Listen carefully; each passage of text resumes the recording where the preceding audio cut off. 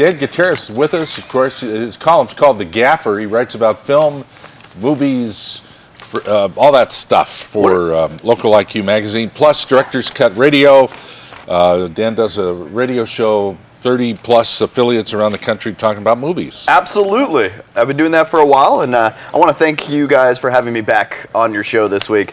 Last week I talked a little bit about what I wrote about in the article.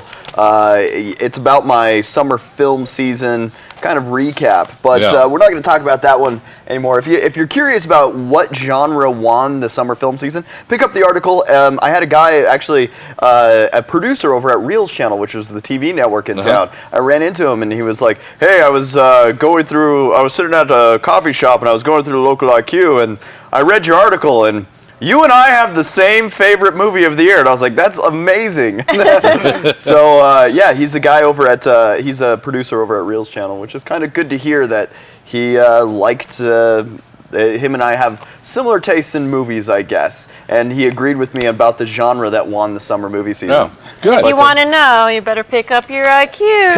Look at that. Pick up the IQ. Let's get to some movies. This weekend in the movies, it looks like Lee Daniels, the Butler, is still #1 in the box office with about $20.2 million. Number 2, we had One Direction, This Is Us. 3, We're the Millers.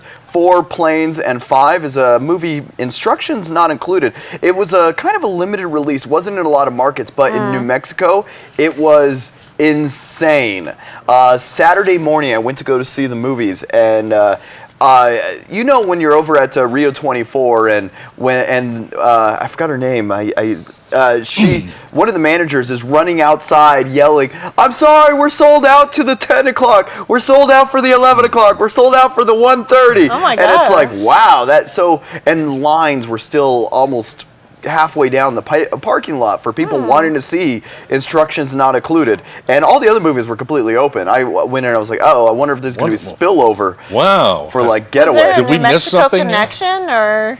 Yeah, we missed something. I have no idea. I got to look into that a little bit. It does look like a great movie. It's about a guy who gets a kid and he has to figure out a way to raise him, even though he's not really fit to do so. But it does look like a cute movie. I think it's a Spanish film, so... Yeah, it's like bilingual. Yeah, it's a bilingual flick, and it looks really, really fun. But I don't know if there was a New Mexico connection that we missed out. Yeah. Or it's just a lot of people in New Mexico are really interested in it. Yeah. But it was really cool to see that like New Mexico was going out in force. And it only made $10 million this weekend. But I bet you a major portion of that... 9 of it was here. Yeah. All right. Let's. What's coming out this weekend? We're going to move some trailers here. Okay, so this past weekend, I went to go see the movie Getaway, and I really want to keep this short. We could show a real quick clip of it. The only thing I could say about Getaway is that Ethan Hawke, Selena Gomez movie, and Jon Voight. Basically, Ethan Hawke, his wife gets kidnapped, and Selena Gomez turns around, and her car gets stolen by Ethan Hawke, and Ethan Hawke has to listen over the phone to Jon Voight, giving his directions what to do. And let's take a little peek at a clip to see what this movie's all about.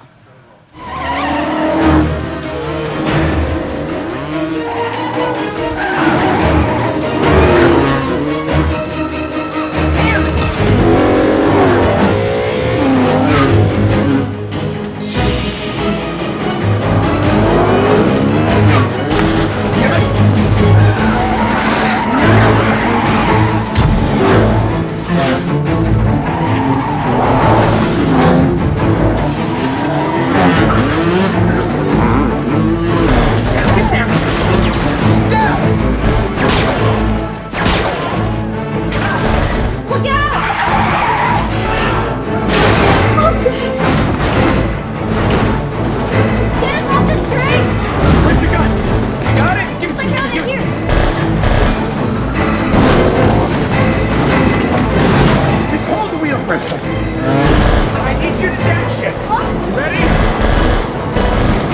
Now!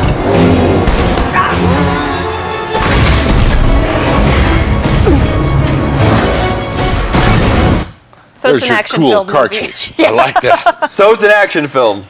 I saw this movie, and let me just put it this way. This is the worst movie of 2013 so Come far. on. Absolutely. You don't like any worst, movies. No. Worst movie of 2013. I really like everybody that Selena says Gomez. come on to me on this one, I will pay for your ticket to go see this movie without and see if you actually like this movie.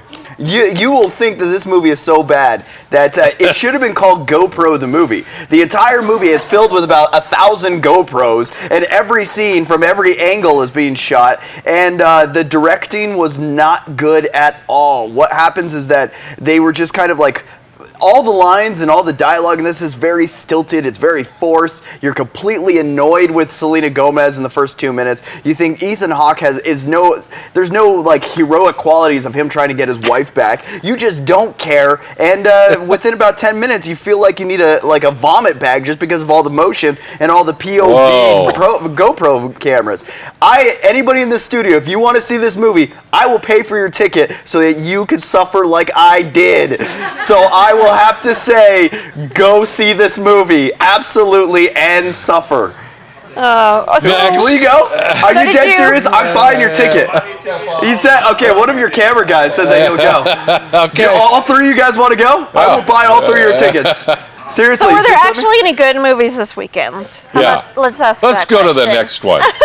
They're coming out this weekend. There's only one movie coming out, and it's Riddick. Tell you the truth, we are in the dregs of summer, or after summer. After summer comes out, like Riddick is officially the very last movie of the summer.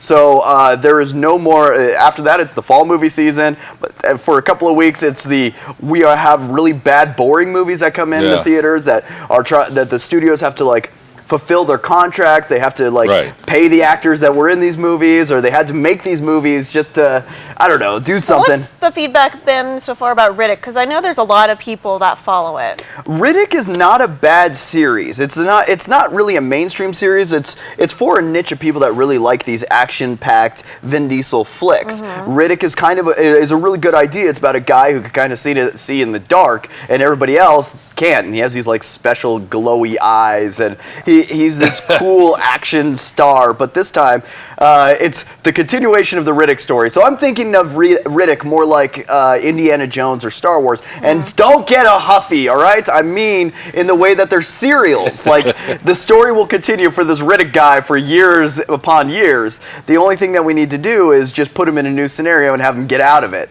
And it's not like Star Wars or Indiana Jones, because we all love those, right? Yes. Okay, okay, good. And people are thinking that Riddick's okay, but yeah, Riddick is okay. It's just an action flick with Vin Diesel. This time he's been marooned to a dying planet, and he has to survive this monstrous creature is trying to kill him. And we also have some bounty hunters that are trying to stop him. But guess what happens? The monstrous creature wants to eat everybody because he has no. Just doesn't want to eat Vin Diesel. He wants to eat everybody. No, I think the monstrous creature has no dog in this fight. He's hungry. Okay, I guess this weekend there's another movie I want to talk about. I didn't put a clip on there.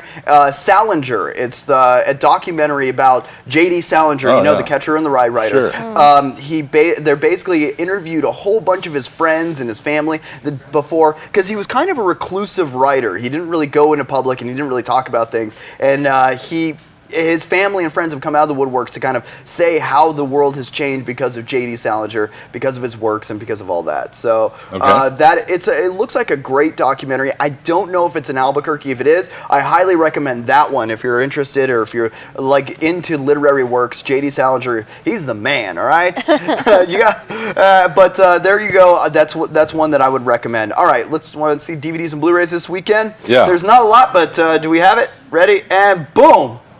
It's not there. All right. I guess I didn't turn it in time. DVDs and Blu-rays this Tuesday is Star Trek Into Darkness and Peoples. And if you're a fan of the Star Trek series, it's a good movie, but it wasn't the best of the Star Trek series, even though there was only 2 this time. But it kept my attention. I enjoyed it. I actually loved this movie. Benedict Cumberbatch. I thought it was a great film, great actors. Awesome film. I think that's a popcorn movie. It's a great popcorn movie. I think it's something that you can pop in your DVD player, gather your friends. You could all sit around and enjoy the stories of Star Trek Into Darkness.